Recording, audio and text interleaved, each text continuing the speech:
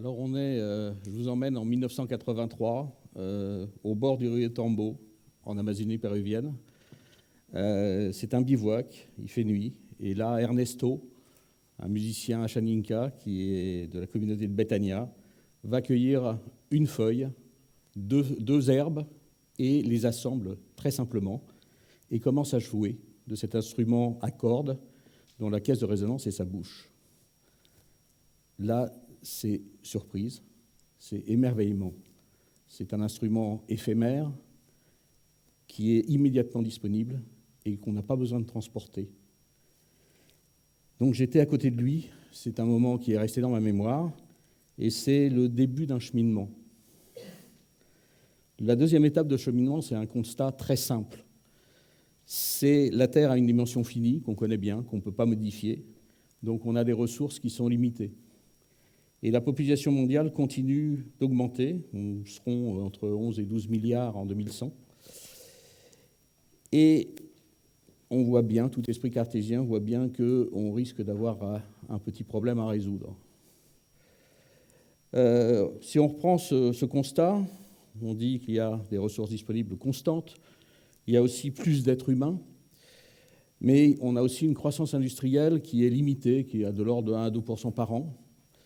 Et il y a aussi un désir très légitime de chacun à avoir accès aux biens légitimes. Si on mélange ces quatre ingrédients, on s'aperçoit bien qu'il y a un gros point d'interrogation qui se pose sur notre avenir. Mais ce point d'interrogation, c'est aussi un moteur fantastique pour trouver des solutions. J'ai relevé juste une phrase de Gandhi disant « Vivre simplement pour que les autres puissent simplement vivre ». Je vais vous parler de 3 rencontres qui sont pour moi, qui vont complètement dans ce sens. La première rencontre, elle a eu lieu à Bruxelles, dans une conférence organisée par le groupe Physics for Development de la Société européenne de physique. L'idée, c'était d'utiliser l'expérience de physiciens européens pour aider des pays émergents à trouver des solutions technologiques qui résolvent une problématique de développement. Le professeur Rabbani, qui travaille à l'université de Dhaka, nous a montré comment, avec de la paille, avec un plateau en bambou peint en noir, c'est un plateau qui est utilisé dans toutes les familles du Bangladesh, avec 3 ou 4 feuilles de polypropylène transparente, on pouvait faire un four solaire qui permettait de détruire les bactéries dans les eaux de ruissellement.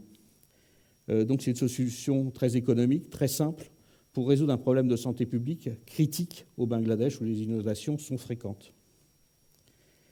Si on traverse l'Atlantique, on arrive au Pérou, dans une école qui s'appelle l'école andine de spectroscopie, qui a été imaginée par des collègues du CEA de Saclay. L'idée, c'est d'enseigner, mais aussi de monter des travaux pratiques pour les étudiants en physique du Pérou et de l'Équateur.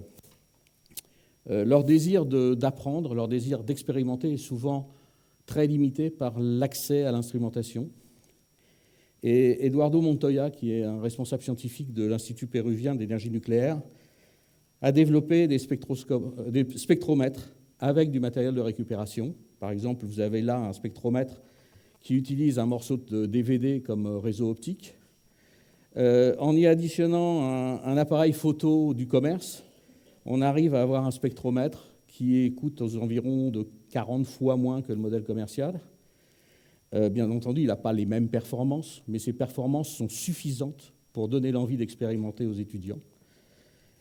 Et pour moi, c'est aussi l'exemple que arriver à créer et à développer des laboratoires de recherche abordables, accessibles, c'est une façon aussi d'aider à trouver des solutions technologiques aux problèmes et locales aux problèmes des pays émergents, mais c'est aussi d'aider les étudiants à progresser dans leur domaine de façon locale. Troisième exemple, troisième rencontre, un collectif espagnol qui s'appelle Giant Punk. C'est un collectif féminin dont les membres se définissent comme étant des sorcières cyborgs de la gynécologie. Alors ça veut dire quoi? Ça veut dire qu'elles veulent donner accès au diagnostic et au dépistage gynécologique à des femmes en grande difficulté sociale ou à des femmes qui sont dans des camps de réfugiés ou à des travailleuses du sexe qui n'ont pas accès au système médical national. Elles ont donc développé un kit gynéco d'urgence composé d'une centrifugeuse, d'un incubateur et d'un microscope. Tout ça s'est fait dans la droite ligne du do-it-yourself. Donc vous avez là la centrifugeuse. Donc on part d'un lecteur DVD récupéré sur un ordinateur voué à la casse. On rajoute quelques pièces faites en imprimante 3D, de l'électronique en open source, et on a tout ce qu'il faut pour aller sur le terrain et commencer à faire du dépistage gynécologique. Alors, qu'y a-t-il de commun entre l'arc musical de la Chaninka, le collectif espagnol Giant Punk, le spectromètre péruvien ou le four solaire du Bangladesh? Il y a d'abord une analyse très précise de l'usage et du besoin. Il y a aussi l'utilisation et la prise en compte de l'environnement économique et des pièces disponibles, immédiatement disponibles. Il y a aussi la volonté d'utiliser des ressources locales. Et bien entendu, autour de tout ça, il y a beaucoup d'ingéniosité. Et c'est tout cela qui est l'innovation frugale. Alors l'innovation frugale, elle a été décrite par Navi Raju, le livre qui avait été mentionné tout à l'heure. Et Navi aime résumer l'innovation frugale en une seule phrase, qui est « faire plus avec moins ». Alors je vous engage à réfléchir et à observer votre environnement au travers de cette double notion d'innovation et de frugalité. Et je suis quasiment sûr que vous trouverez des voies de solution à notre problème du démarrage. L'innovation frugale, c'est aussi un élément essentiel d'un nouvel écosystème de développement économique ou de créativité économique, auquel participent aussi des process comme le design thinking, l'économie circulaire, l'usage des MOOC, l'usage des open source ou l'économie participative. Et cet ensemble est en train de créer une nouvelle économie qui est, bien entendu, de la création de valeur, mais qui aussi facilite l'accès aux biens essentiels à la majorité de la population. Mais l'innovation frugale, c'est aussi une rupture. C'est une rupture par rapport aux pratiques qui sont issues de la consommation reine que l'on peut connaître. Mais elle est déjà là. Elle est déjà là. Il suffit de regarder, il suffit de surfer sur le net, il suffit d'aller visiter par exemple le blog des veilleurs de l'innovation frugale pour s'apercevoir qu'elle est déjà très présente. Mais pour la mettre en route, pour aller la chercher, il va falloir résoudre et forcer un certain challenge sociétal.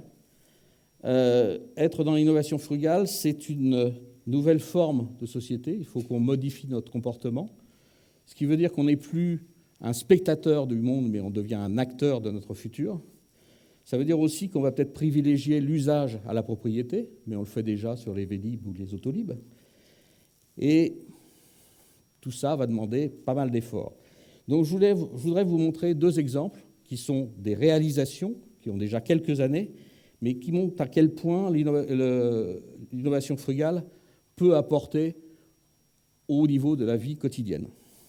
Le premier exemple, c'est le Q-Drum, donc c'est Afrique du Sud. La problématique, c'est comment transporter de l'eau quand on est à pied et qu'on est loin du puits.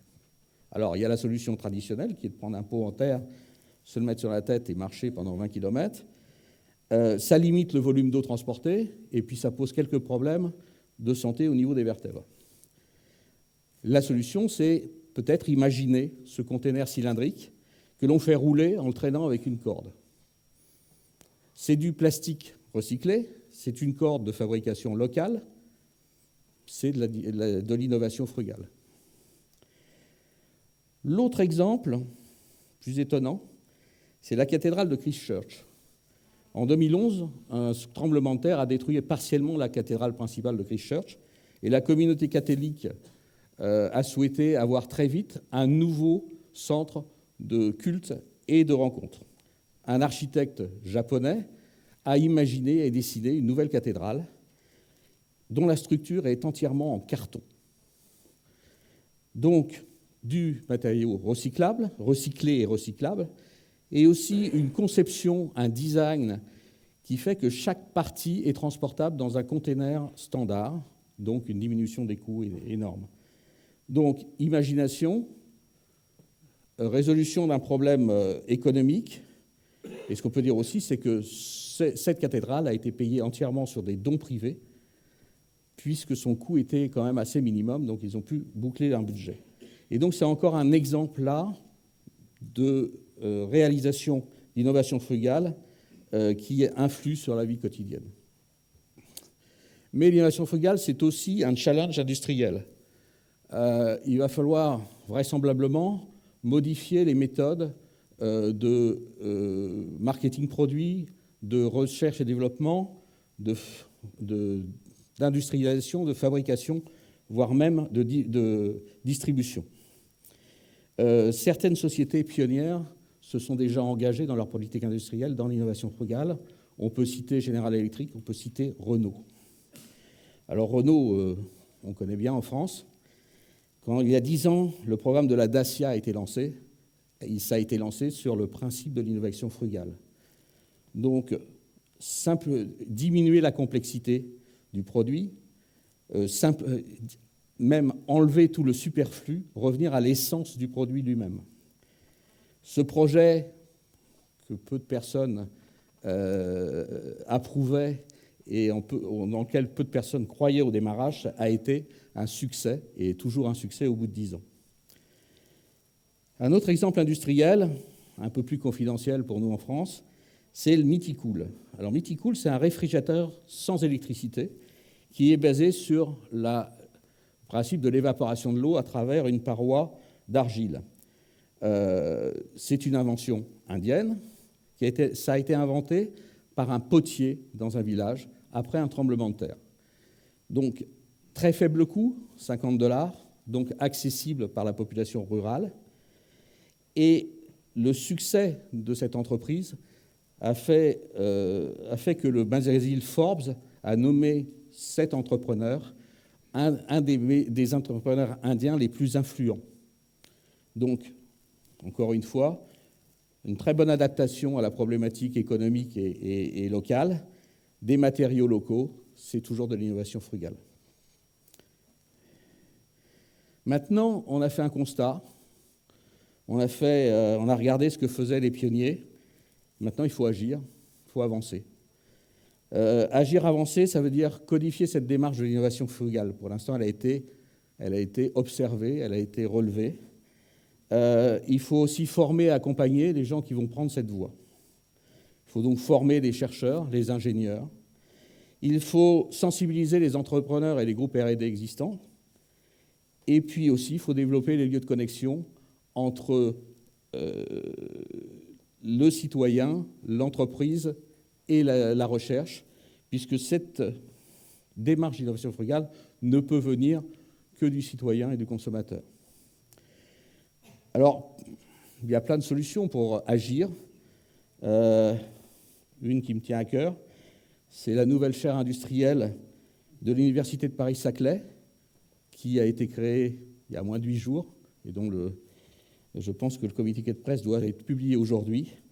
Son acronyme 3IF comprend industriel, ingénierie, innovation et frugalité.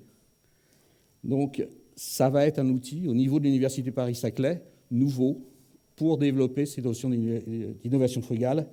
Et ça montre bien aussi que ce concept va devenir un enjeu assez important pour l'avenir. Je voudrais, pour conclure, remercier Ernesto. Il a malheureusement disparu. Je pense que Ernesto n'a jamais imaginé qu'un jour, son arc musical se ferait entendre jusqu'au plateau de Paris-Saclay. Je vous remercie.